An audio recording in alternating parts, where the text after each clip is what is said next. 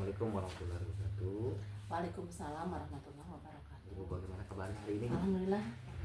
Ya, lagi kita akan pendampingan yang kelima ini, ya. Ya. Nah, kebetulan kemarin juga saya sudah melihat pembelajaran Ibu di dan juga pembelajaran daring dengan Ibu fasilitator. Nah, mungkin tentunya ada beberapa materi-materi yang Ibu ya selama akhir ini ya. Nah, kemarin saya juga untuk melihat dari tugas-tugas dan sampai sudah tercapai, sudah dikerjakan juga ya Bu, yang 3.1 juga mungkin sudah kerjakan Ya, dua. sudah tidak bisa. Nah, kemudian sekarang kita akan pembahasan Ibu, pembahasan mengenai penerapan aksi nyata di modul 3.1 ini.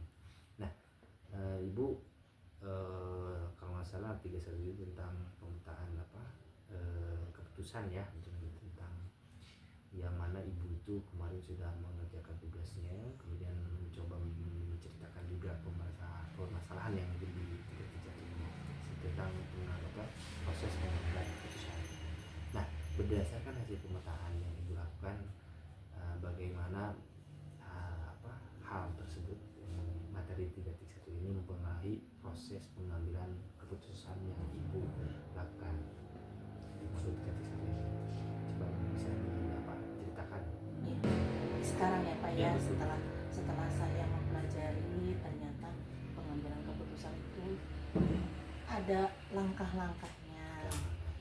Jadi tidak semena-mena kita mengambil keputusan, tapi kita juga mempertimbangkan aspek-aspeknya.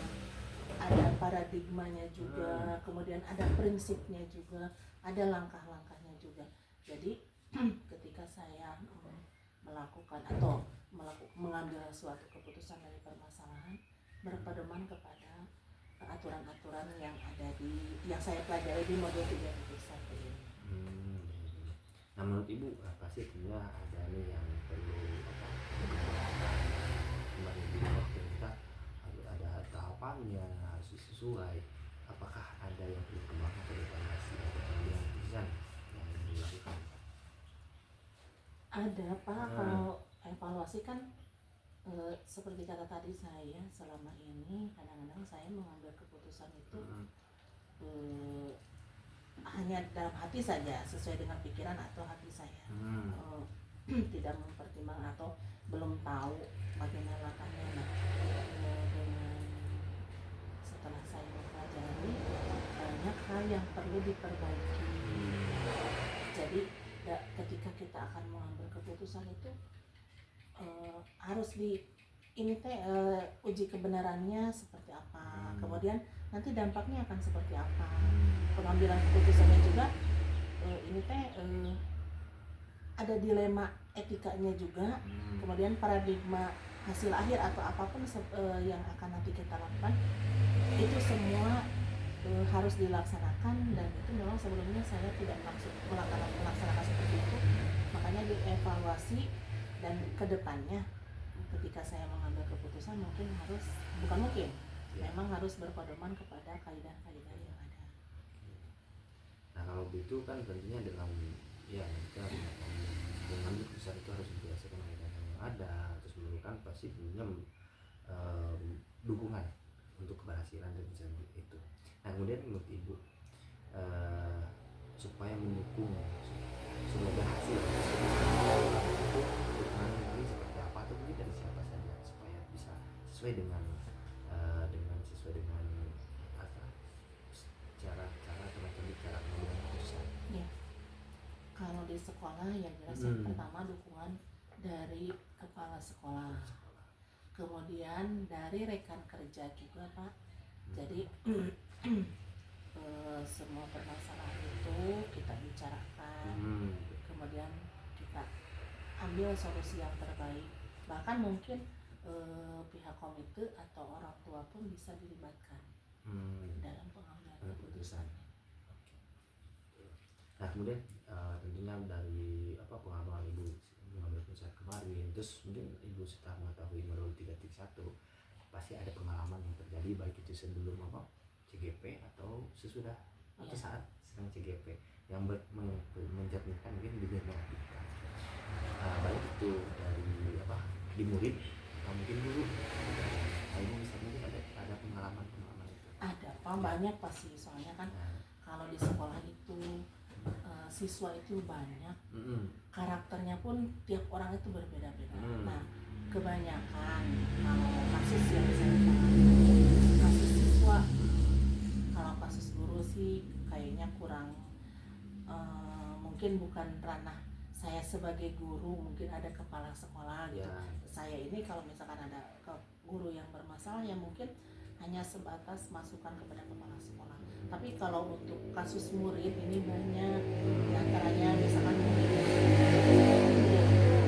tidak mau bolosnya lama gitu, absennya lama. Nah ini kan suatu kasus yang bagaimana ini tindakan terhadap anak ini supaya keputusan kita ini sesuai dengan aturan, tapi kepentingan anak pun tidak dikorbankan.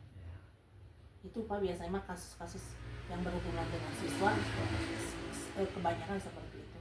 Dan ya itu tadi keputusan yang kita ambil ini harus sesuai peraturan, tapi juga tidak mengorbankan kepentingan anak tersebut.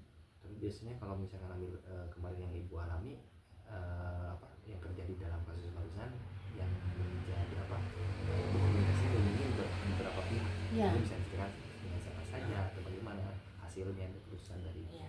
Yang pertama kita dari kepala sekolahnya kita melaporkan anak itu seperti ini di kelas misalkan. Itu emang ada yang tidak masuk sekolah lama. Terus memang saya telusuri emang background keluarga broken home, diurus sama nenek yang sudah tua sekali, jadi sudah nggak sanggup mengurus anak kecil. Jadi anak itu tidak mau sekolah, tidak ada dorongan, hampir ada kayak saking keselnya pengen di DO gitu Pak anaknya. Cuma kan saya juga berbicara dengan kepala sekolah, kalau bisa memang jangan mengeluarkan anak, sebisa mungkin ditangani. Nah kemudian dengan ngobrol diskusi juga dengan guru bagaimana penanganan anak ini ya. Akhirnya karena memang orang tuanya dipanggil via telepon juga sulit, saya terakhir ke rumahnya dan memang ya begitu lah, ada orang ibu bapaknya itu tidak bertanggung jawab, bapaknya nggak tahu kemana, ibunya menikah lagi, keluarnya sama anaknya. Ya apa boleh buat, itu mungkin menjadi penanganan sepenuhnya dari sekolah. Jadi dibujuk kemudian diberi perhatian khusus. Supaya anak tersebut mau sekolah. Tapi pada akhirnya memang lulus sekolahnya. Cuma ketika saya mau daftarkan ke sekolah yang berikutnya, dihandle sama kakaknya saya yang khusus sama kakaknya. Tadinya mau saya yang daftarkan, biar jadi ketika keluar pun dari sekolah, niatnya tetap sekolah gitu Pak. Tidak ada hampir aja di ini juga saya tidak kesal.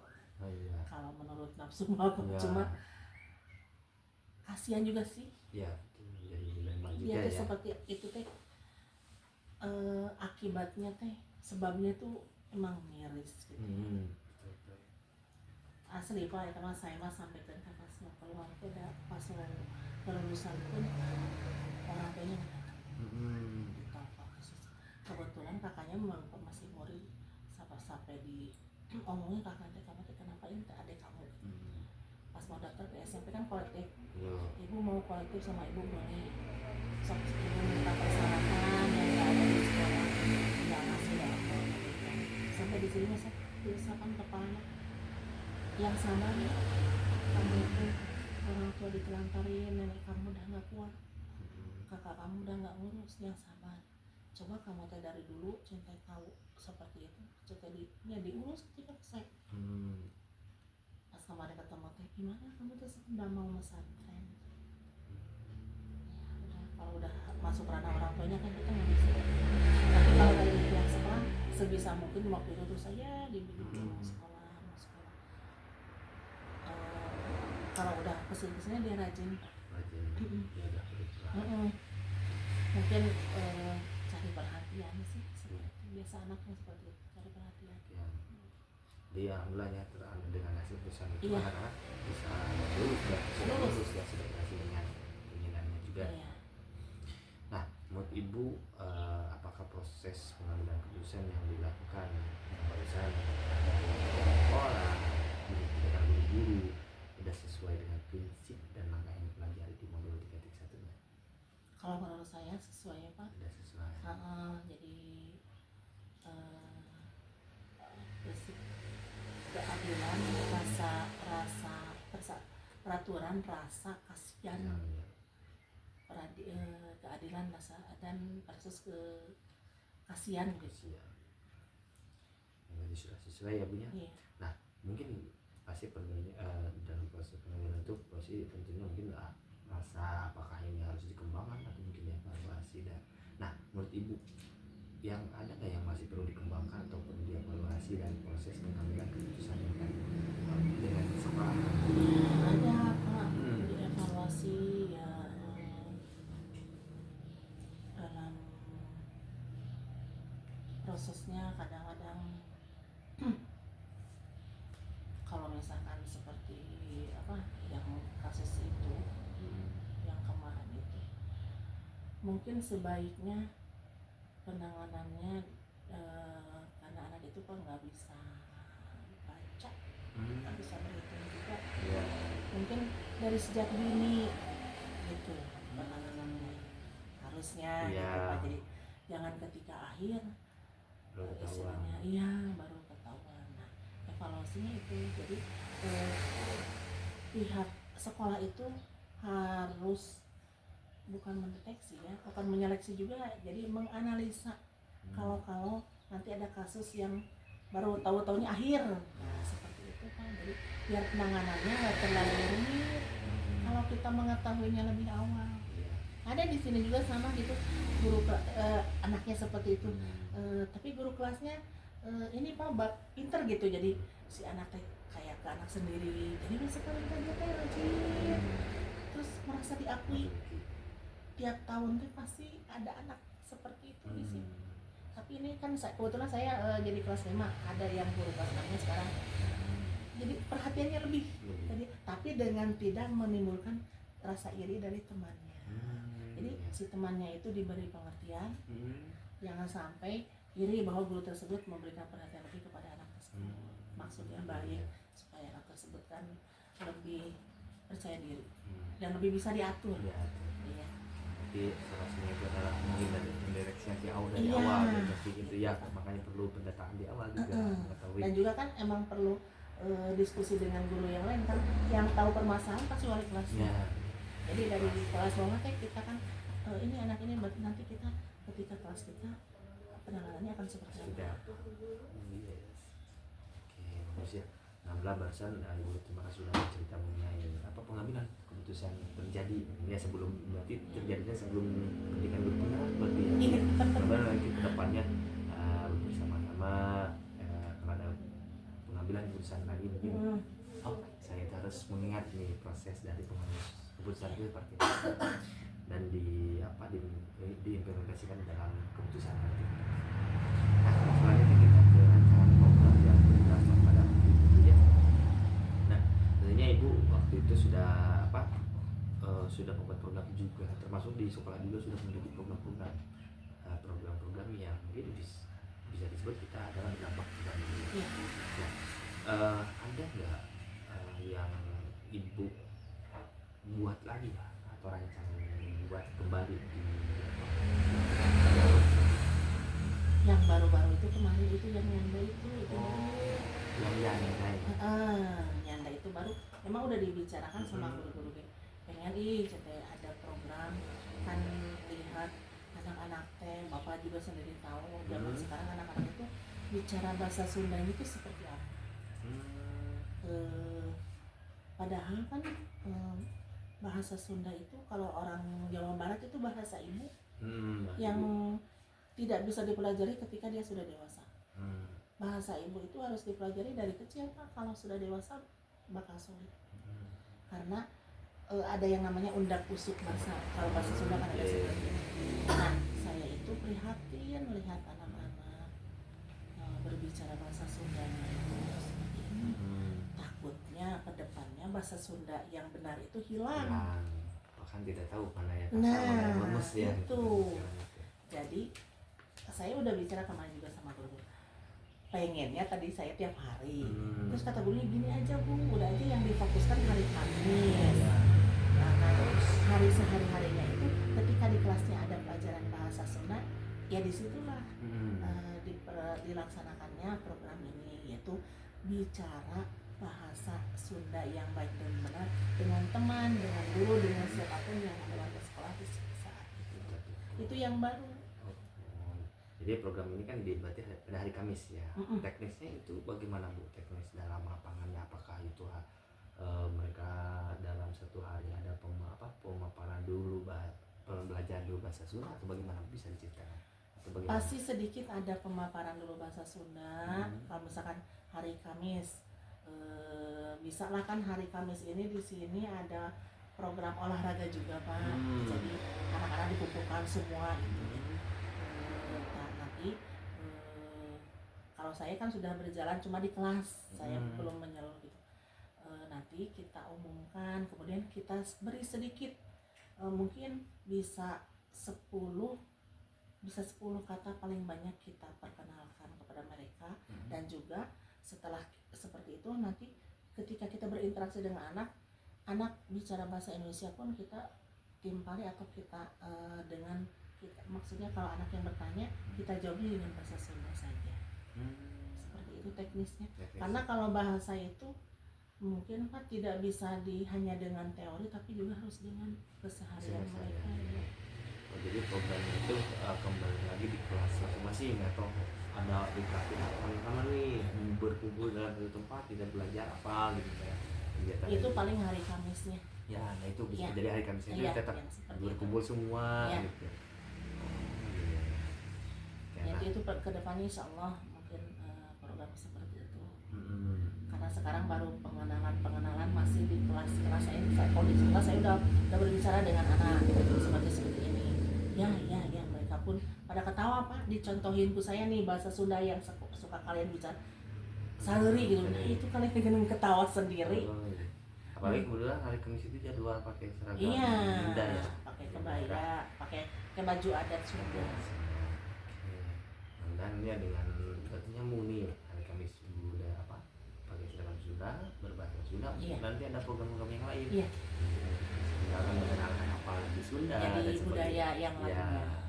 Kan awalnya dari bahasanya dulu baru kita melanjutkan. Mungkin bisa jadi tambah nih mungkin keulingan Sunda seperti apa, bagaimana Indonesia ya programnya. Nah kemudian untuk mendukung, tadi tentunya dalam suatu program pasti memerlukan dukungan juga. Dukungan apa saja mungkin yang Ibu perlukan saat program ini sudah dimulai? Dukungan moral jelas dari kepala sekolah. Ke ibu kepala itu baru berbicara juga, baru ringan ngobrol, baru serius. Nah kalau ketemu udah jadi dukungan dari teman ya. Jelas ini program tidak akan terlaksana kalau yang menjalankannya ya saya sendiri. Jadi dengan dukungan teman, kemudian dengan kepala sekolah, kemudian dengan paguyuban. Kan tiap kelas itu punya ada paguyuban orang tua. Nah saya di situ memasukkan programnya tidak langsung memberikan pengarahan atau pembelajaran, tidak.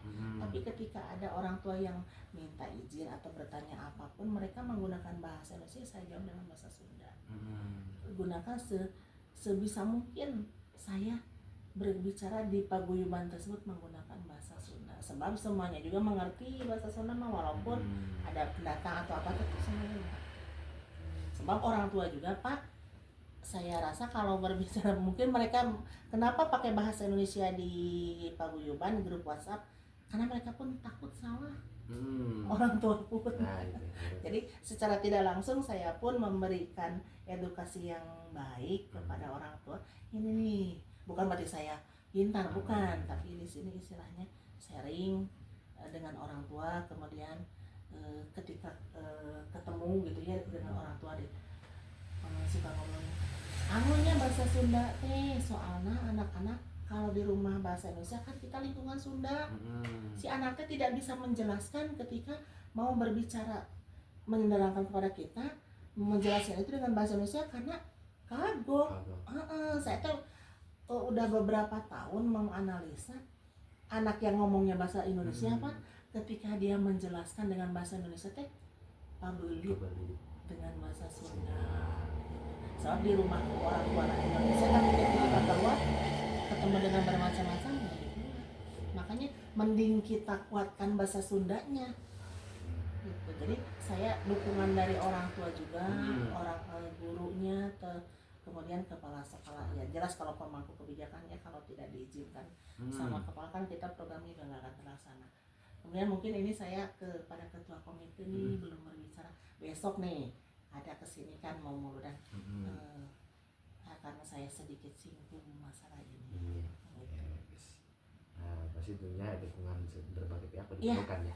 Nah kalau begitu pasti tentunya selain dukungan pasti ada tantangan, apalagi sudah kebayangan ke depannya gitu kan seperti yang diceritakan. Mungkin sudah berapa ada tantangan saja sudah terlihat untuk program ini. Satu, sulit berubah anak itu kalau sudah berbicaranya seperti itu.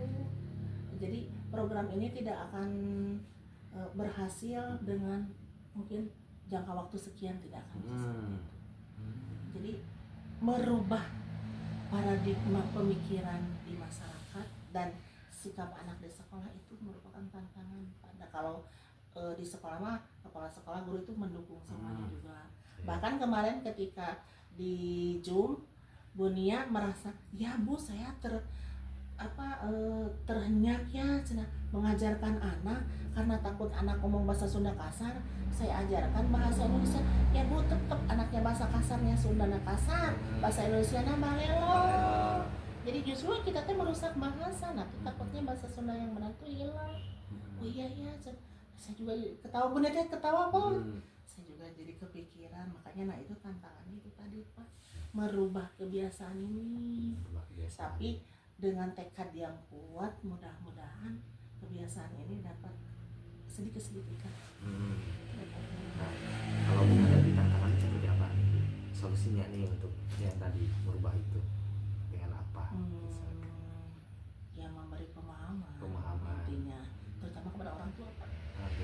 Melalui paguyuban tadi secara tidak langsung, karena kan anak itu lebih banyaknya di rumah. Kalau di sekolah ini aja apa bahasa gogong kan kalau di sekolah begitu anakku gitu jangan kan di rumahnya udah tidak seperti itu. Jadi teknisnya yang pertama kita mengedukasi orang tua ya secara tidak langsung tapinya, karena kita juga kan kadang-kadang mungkin orang tua itu lebih pintar bahasa Sundana cuma karena melihat kondisi nggak mau anaknya pakai bahasa Sunda gitu. Kemudian selain mengedukasi orang tua juga ya kita lah ke anak secara berkala, secara terus menerus memberikan pemahaman. Ketika anak berkata salah ya kita benarkan, ya kita luruskan gitu. Teknisnya seperti itu. Ini ada misalnya teknis ada yang tadi misalkan ada apa ya Persebaya bercerita dengan bahasa Sunda ada sharing gitu. Iya. Boleh juga seperti itu. Atau misalkan pemberian tugas yang memang harus dengan bahasa Sunda. Cerita bahasa Sunda kan banyak nih, dongeng kan kalau misalkan mereka bercerita pasti wah bercerita dengan rekannya, saling bercerita di dalam program. Kalau misalkan program kronis ada program mungkin bercerita Sunda, literasi Sunda. Ya kedepannya pasti Pak, soalnya kemarin juga kan pernah di sini ada ekskul pupuh. Ternyata anak itu kurang begitu. Anak ada segelintir anak yang emang bagus suaranya gitu. Yang lain-lainnya mungkin apa dari bahasanya aja anak itu kurang begitu mengerti. Karena kan kalau pupu udah bahasa Sunda yang bubun. Anaknya banyak yang tidak mengerti. Yang bahasa biasa saja anak ditanyakan anak tidak mengerti. Bingung antara mana yang lemas, mana yang kasar gitu. Jadi teknisnya mah mengedukasi orang tua secara tidak langsung, kemudian memberikan pengarahan kepada anak jika anak salah langsung diluruskan dengan ketidak kesemangatan atau dalam putus asa jangan Pak. Jadi jangan sekali anaknya udah ingat terus aja berkala. Dan kata saya juga tadi tidak ada waktu batasan kapan sih berhasilnya. Mungkin ketika dia sudah dewasa, oh iya dulu kan mungkin saja. Atau ketika dia udah SMP, udah SMA. Kalau saya rasa kalau misalkan masih dia baru setahun 2 tahun nggak akan kelihatan. Dan saya juga yang ingat dulu kadang-kadang yang diajarkan guru, ingatnya oh iya saya tuh kalau mau mencatat, nah dulu juga guru pernah gini, kalau ada yang nanya kabar jangan bilang itu lagi, misalnya kumaha sehat nah, jangan alhamdulillah. Oh itu kan suatu pendidikan bahasa. Ingat sampai sekarang, makanya sampai sekarang yang diamalkan gitu. Itu padahal pelajaran dulu. Bisa ya, karena dengan apa, dengan semangat menuju ibu, semangatnya ibu, dan apalagi dengan hubungan sekolah bisa berjalan dengan lancar ya program-program ini. Mungkin nanti ke depannya akan dibawa juga di Lokakarya, dipresentasikan di program, dan ke depannya juga bisa didokumentasikan untuk program ini, nanti dipresentasikan juga di Lokakarya 7. Bahkan ada apa, kalau bisa ibu memilih juga ya mau bentuknya dokumentasi atau mungkin dokumenter hasil dari apa namanya itu tadi yang hari Sunda itu, bahasa Sunda ya. Oke, bagus, luar biasa ibu ya. Nah selanjutnya kita ke perkembangan komunitas praktis ya Bu. Tentunya kemarin waktu itu juga kita di Lokakarya 2 ya Bu ya, pembahasan komunitas Lokakarya apa, komunitas praktis bagaimana di sekolah itu supaya makin jelas. Nah menurut ibu tentunya sudah merintis ya komunitas praktisi di sekolah. Bagaimana peran komunitas itu terhadap proses belajar di sekolah dengan komunitas itu? Ya menunjang, karena di komunitas tersebut kita bisa mendiskusikan semua masalah yang terjadi Pak. Emang padahal mah udah lama kemarin kita bikin nama komunitasnya gitu, kemudian program-programnya, terus ingin ada apa sih akronim cuma belum ketemu kan. Hari Senin kita pembiasaannya ini udah sama guru-guru teh mau nama planet atau apa gitu ya. Jadi menunjang sekali Pak praktisi apa komunitas praktisi ini ke dalam pembelajaran. Kadang-kadang ke saya juga, oh iya ya tadi teh si ibu teh ngomong itu saya mau praktikkan di sini gitu. Jadi ketika sharing teh saling mengingatkan apa yang kita kurang, ditambahkan apa yang kita bagus, jadi dipertahankan. Jadi sudah bagus ya, udah berjalan ya komunitasnya. Berjalan Pak, cuma belum ada namanya. Mau bingung, masih bingung wae. Oh iya, ya mudah-mudahan nanti kedepannya sudah saling bertukar kesan di kelas, apalagi tadi boleh dengan anak yang menemukan anak yang lain seperti itu yang tadi mungkin kurang perhatian dengan ada komunitas, oh ini anak saya di kelas kelas ini yang seperti ini, mungkin kedepannya bisa ada penanganannya harus seperti ini. Iya. Ada kolaborasi antara guru juga ya Bu ya. Nah kemudian yang perubahan yang menyenangkan menurut ibu dari apa yang dialami di dalam komunitas praktisi ibu, apa nih perubahan yang menyenangkan menurut ibu di komunitas? Perubahannya pembiasaan ini berjalan dengan baik, walaupun saat-saat ini nggak tahu kenapa nih. Padahal Pak kemarin Pak di Senin sampai Sabtu teh penuh pembiasaan ini. Nggak tahu yang sibuk itu apa gurunya. Jadi perubahan yang baik yang menyenangkan bagi saya, aktivitas positif anak ini bertambah di sekolah. Jadi sekolah teh semangat gitu.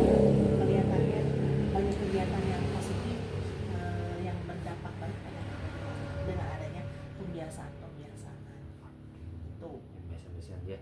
Apalagi misalkan dengan adanya terjadwal ya, biasanya kalau anak hari Selasa nih misalnya udah olahraga gitu, jadi si anaknya udah karena udah kebiasa naruh nanya gitu. Nah kalau itu rencana yang dilakukan dalam apa kedepannya program ini dalam apa komunitas praktisi setelah program ini tentunya kan komunitas praktisi ini tidak hanya di program PGP ini ya, tapi tentunya setelah program ini selesai ada nih rencana ke depannya.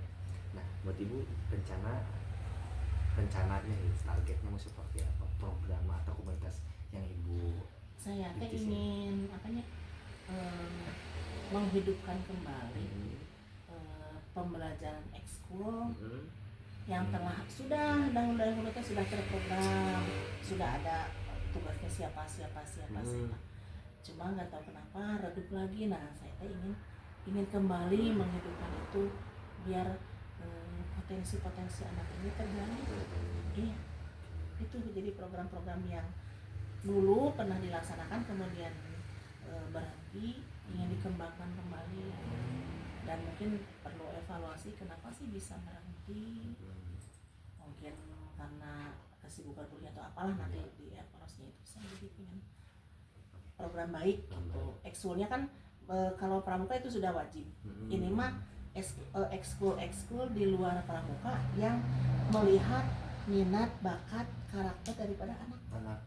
Apalagi nanti misalkan dikembangkan lagi ya, dijuruskan lagi ke nanti ada lomba-lomba. Nah itu ada kegiatan di sini. Iya, kan anaknya ada yang suka olahraga, kemudian ada yang suka kesenian. Yang seperti tadi Pak itunya ada yang suka, cuma per grup.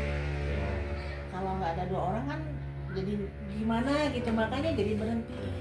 Lagi kan biasa ada tiap kalau dari kemudian ada FLS 2E. Iya itu.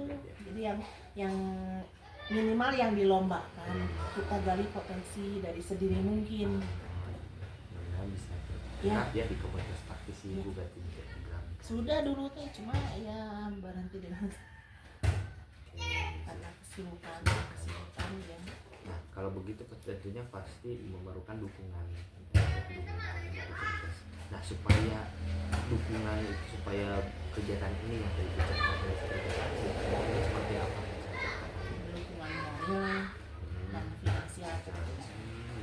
Kalau moral mah jelas kepala sekolah pasti mendukung semua program yang berdampak baik pada siswa, guru, apalagi orang tua juga mendukung. Oh iya itu satu kendalanya kenapa kurang berjalan di sini itu Pak, anak itu pulang sekolah banyak yang sekolah agama. Jadi ketika kan ekskulnya itu pulang sekolah jadwal, misalnya kalau hari Selasa olahraga itu, kemudian waktu itu hari Rabu pupu, kemudian rebana, kemudian mendongeng waktu itu.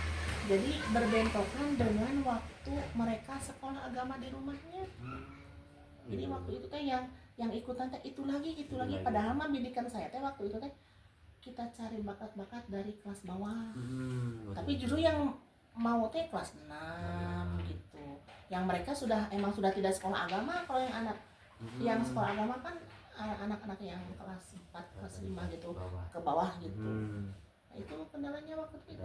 Nah, menurut ibu kendala itu berarti harus bagaimana nih untuk mengatasi solusinya? Iya. Harus ada komunikasi dengan siapa, bagaimana nanti? Kalau kita misalkan harus merubah jadwal mereka kan tidak mungkin ya. Apalagi itu kan istilahnya keagamaan. Mungkin kita menjadwal ulang dengan menggeser waktu mungkin.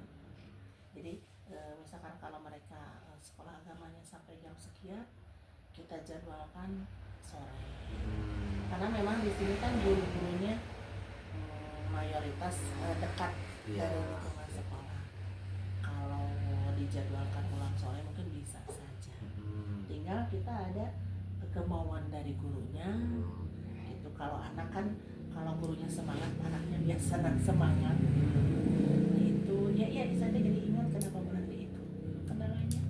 Ya, apalagi sekarang berbicara dengan tadi ibu ya, pemetaan aset itu ya, Iya. mungkin aset dari masyarakat, tokoh agama itu didiskusikan bersama-sama, sehingga mungkin ada titik temu kita jadwalnya, mungkin ada lagi yang terdekat. Jadi kita yang mengulang jadwalnya, dievaluasi kembali biar tidak berbentrokan dengan mereka. Bagus ya, biasa sekali. Ibu terima kasih. Selanjutnya kita akan lanjut ke dialog pasca observasi. Kemarin kan ibu sudah melaksanakan observasi, terus kemudian observasi juga, saya sudah melihatnya sangat biasa sekali. Kemudian nanti ibu berarti sekarang kita akan lakukan pasca observasi ibu dengan rekan sejawatnya. Kita lanjut ke pasca observasi. Ya. Dekat dulu ya Pak.